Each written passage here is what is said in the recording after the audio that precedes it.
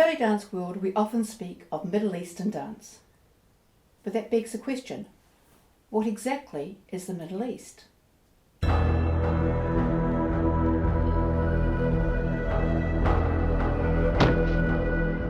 Hi, I'm Kashmir, and today we're exploring the term Middle East. Where is it exactly? Well, the Middle East is a crossroads.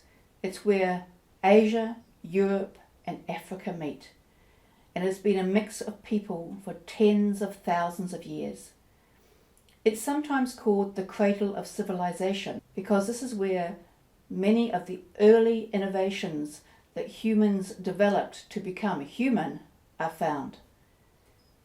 Here is the first agriculture, the first irrigation, city-states with written laws, actually writing itself, and organised religion. Okay, that doesn't really help. Middle East is a really imprecise term. It covers Southwest Asia, some of Africa, and some of Europe. At its broadest, it reaches all the way from Libya to Pakistan, including the Sudan, Turkestan, and Afghanistan. However, a more common definition cuts those off and just goes from Egypt through to Iran. One definition I saw, it is the cultural region where Islam was created and developed. And the link between the term Middle East and Muslim goes back to an earlier term which was the Near East.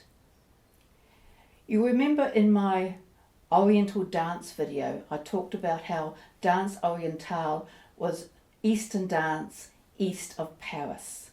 Now that is a very Western Eurocentric view, but we still talk about Central Europe and Eastern Europe. So back then, if you looked through to the far, far end of the Mediterranean, that was the East. However, when India and China became part of the popular consciousness, we did it an extra term. India and China were the Far East, and the Holy Land was the Near East. In fact, the Near East became synonymous with the Ottoman occupation. So it didn't just include the far end of the Mediterranean, but it went into Europe as well and included the Balkans, which is the bit of Europe that hangs down, including Greece, Serbia, and what then was parts of Hungary and Romania. And for a brief time that was Yugoslavia, but not back in the days when that was originally called the Near East. It also sometimes included the Maghreb, which is Northern Africa. In the 1850s, both the British and Americans started to use the term Middle East. Then it was the bridge between the Near East and the Far East.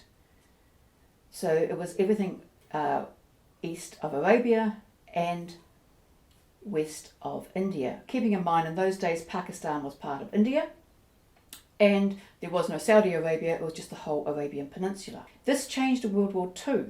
The British actually had their command centre in Cairo and started using the term Middle East to go all the way out to Egypt, which is our modern use. The term Near East is now hardly ever used, really only in limited academic context.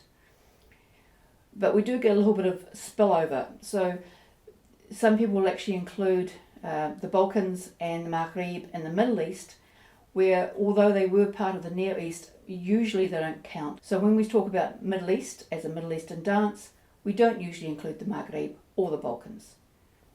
If we want to include the Maghreb, but that's Libya, Algeria, Morocco, we usually say MENA, Middle East and North Africa. There's also another term, MENAT, Middle East, North Africa and Turkey, which is actually redundant because every definition of the Middle East includes Turkey.